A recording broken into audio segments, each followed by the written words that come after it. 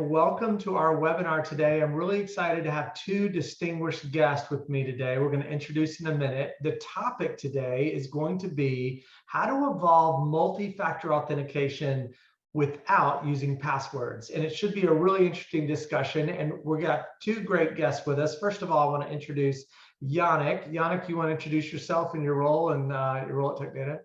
Yeah, thank you, Alex. My name is Yannick Burke. I'm the Vendor Management Director for Europe, in charge of new vendors for joining our portfolio with Tech Data Europe. Awesome. Thank you, Yannick. And we also have with us the founder and CEO of IDEE. Al, why don't you introduce yourself? Good to be here, Alex. Hi, Yannick. Long time. So I started IDEE several years ago with one very simple goal, which is we wanted to make sure identities cannot be stolen. And so we provide AuthN, which is a product that is Phish-proof multi-factor authentication. Yeah, I'm really excited to get into this today because I think this is an incredibly relevant topic for our audience. But before we get into the details of what your organization does, let's set up a little bit about how security works when it comes to passwords and multi-factor authentication. So let me start with an easy question for you. Are passwords an effective form of security today? No, and it's relatively simple. I think we all use the same passwords and we write them down sometimes on sticky notes. But the biggest problem with passwords is people enter them in places where they should not be entered and people get duped. And that is the challenge with passwords. Also, another big challenge with passwords is once I know your password, Alex, for example, you don't know that I know it. So how do you know if I can get into your systems or not? So passwords are fundamentally challenging. I agree. I was talking to a friend of mine the other day. He was asking me, how do these hackers keep getting access to my passwords to log into my bank account? And I said, it's actually not that hard. A hacker goes after those small websites, like a jeans company where you bought a pair of jeans online, and they can compromise those credentials because that jeans company doesn't have very good security. And then they bank on the fact that you're using the exact same password at that website that you are at your bank or at PayPal or at eBay or any other website. And that's how they get you. So I think one of the interesting ways that people can mitigate against that threat is using multi-factor authentication. But could you explain how does that exactly help people improve their security? Sure. So multi-factor, as the name suggests, is multiple factors. So password is a knowledge factor. Then you have two other factors. One is inherence, so like your fingerprint or your facial recognition. And the other one is possession. And so multi-factor, what it's saying is you should use more than one factor. Password is only one factor. So let's use, for example, inherence, like how you unlock your phone, Touch ID, with possession of the phone, because there's a security chip on the phone. So then those are multiple factors. And that is what multi-factor authentication is all about, is not to just use the password or the knowledge factor. Yeah, that's a really good way to put it. I read an article not too long ago that talks about factors in this way. They say it's one or more, two or more of something you know, like a password, something you are, which is biometrics, like fingerprint or a retinal scan, something you have, which could be a token text to your phone, or somewhere you are, which could be you physically being in a geographic location before you can log into a certain system. You need two or more of those. And I always thought that was a really clever way to kind of articulate the factors. And I always remembered that. So does multi-factor authentication though have limits? It sounds like it's a good thing, but are there limits involved in using MFA? There are. So for example, MFA was created or designed really to prevent brute force attacks. So if you think about what is a brute force attack, it is credential stuffing. That is an excellent example of brute force attacks. So what they do is, in your example, the jeans company, you get all the email addresses and the passwords out, And then you go to the bank and you just keep on trying all of those combinations until you get in.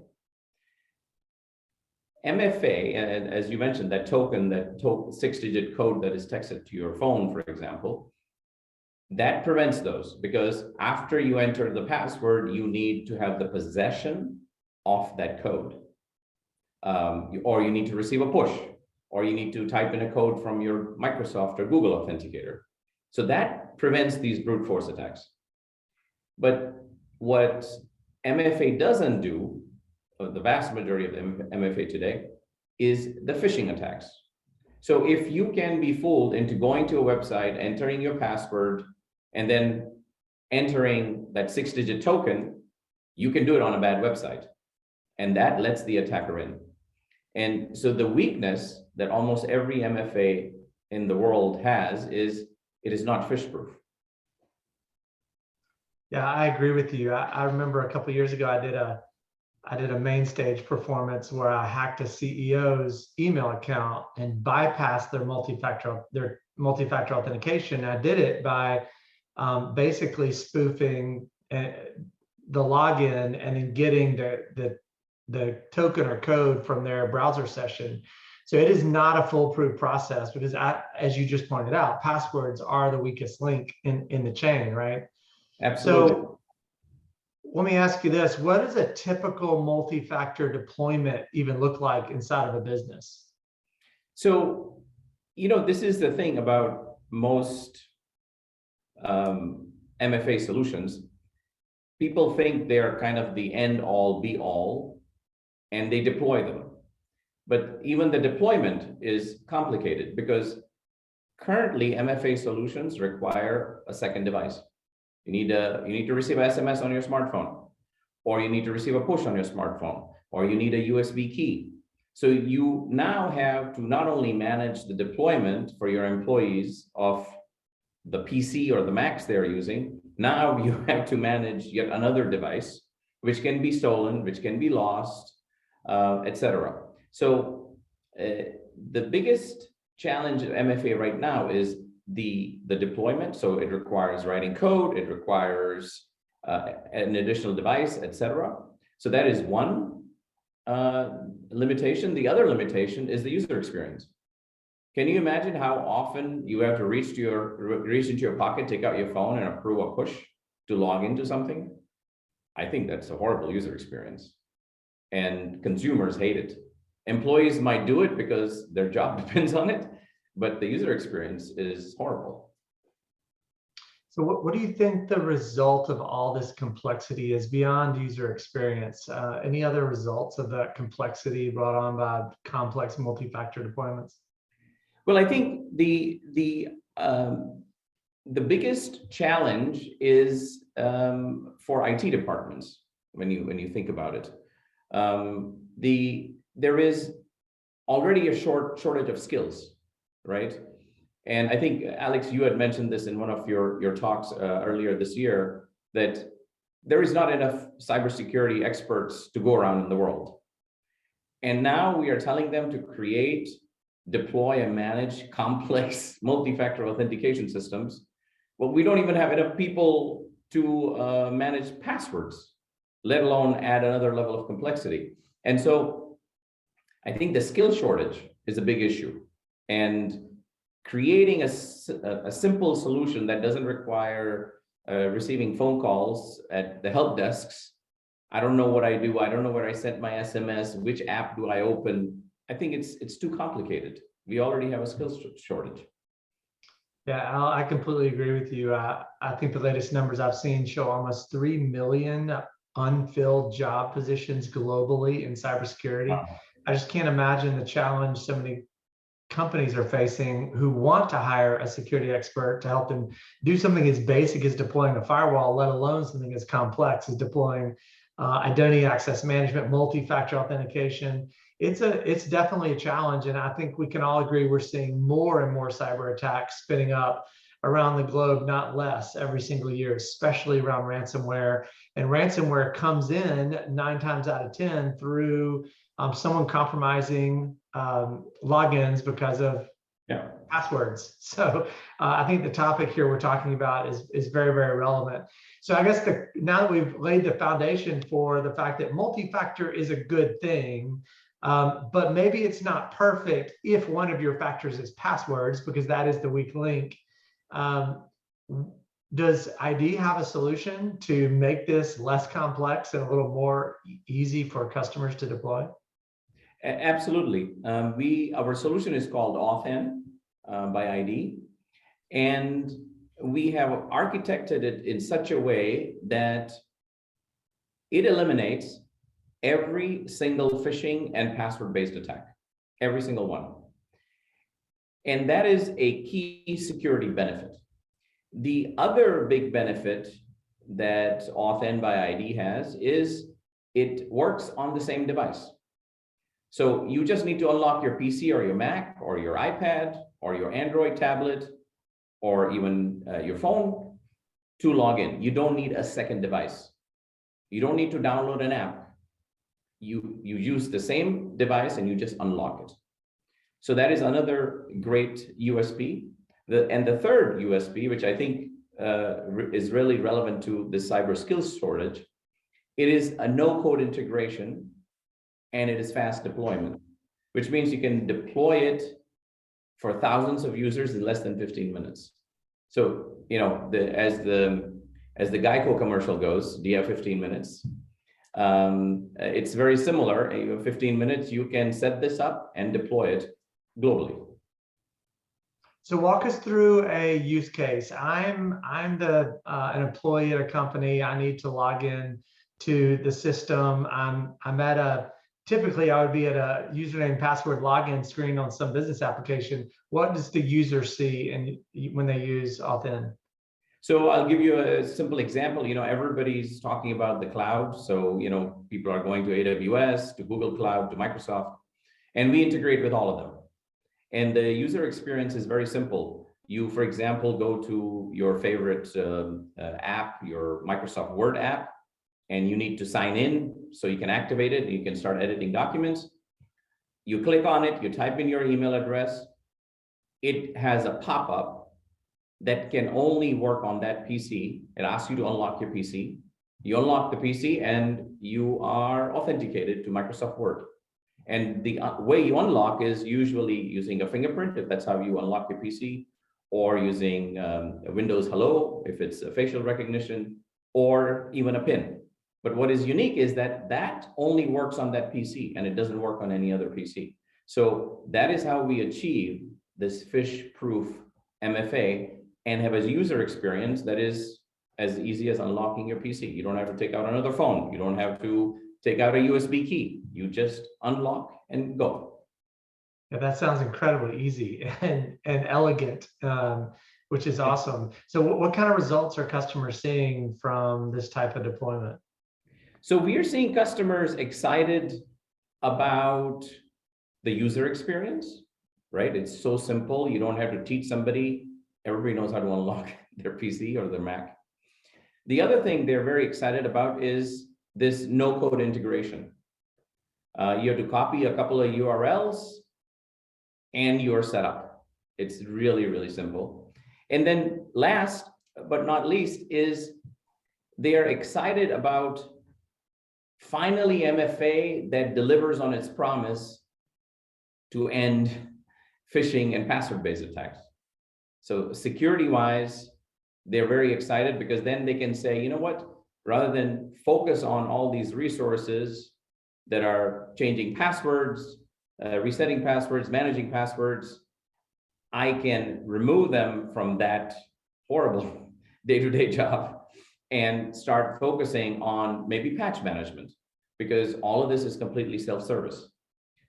So we see customers very excited. And, you know, MFA is becoming very mainstream now. You know, just 18 months ago, it was not so mainstream. Now everybody's talking about MFA.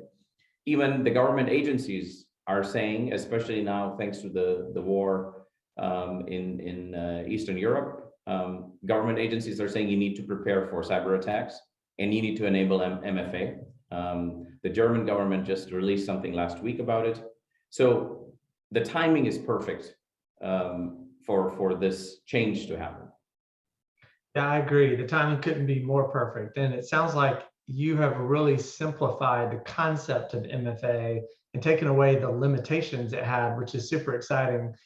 Let me get selfish here for a minute. So I'm in distribution, working for TD SYNNEX Tech Data. And what I'm curious about is what's in it for the channel. How does this benefit the partner community who wants to go to market with IDEE and AuthN?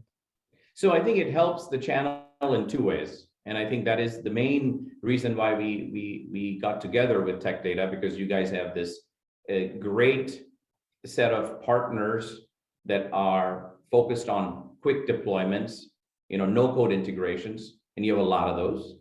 And then you also have partners that want to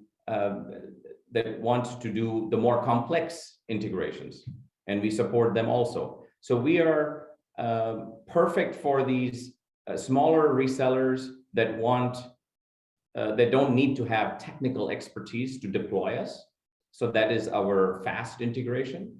And then for the ones that want a more that are solving the issues with a more complex integration, where they need consulting, etc., we also support them using our APIs. So I think we are in a very nice sweet spot with both types of resellers that you guys obviously represent. Yeah, I agree. I think that there's a lot of opportunity for several types of partners here. Would you say that partners who already have some level of experience around identity and access management might be a good fit because they're already in customers kind of having similar discussions? Absolutely. I think it's, we have seen, Wi-Fi providers, network providers that are interested in partnering with us, from your ecosystem. We are seeing so many different types of vendors that previously did not focus on identity and access management interested in it because it solves a problem, right? It protects their equipment, it protects their cloud service. So I think that is, but what we are seeing a lot of interest in is when you're selling us, you're making money on MFA, right? And if you are pre-configured, for example, with Microsoft Authenticator, there is no margin for the reseller. And we are providing a Phish-proof MFA solution. So don't get me wrong, I think Microsoft Authenticator is a good solution. But the point I'm trying to make is resellers are excited about making margin on a product that actually solves a massive problem. Yeah, I agree with you. I think there's a lot of opportunity for partners here to simplify what they're offering to their customers, simplify their customers' user experience, making their customer happier, obviously. So I think there's a tremendous opportunity here for a partner. But how does a partner get started in this? Let's say they want to go to market with AuthN in their country. How would a partner get started? Well, I think that is where you guys come in, right? I mean, we have created a lot of material for the partners to use to sell this to their customers. We have an integration portal where through you, they can come and start a 30-day free trial right away. We have created tons of videos for them to be onboarded.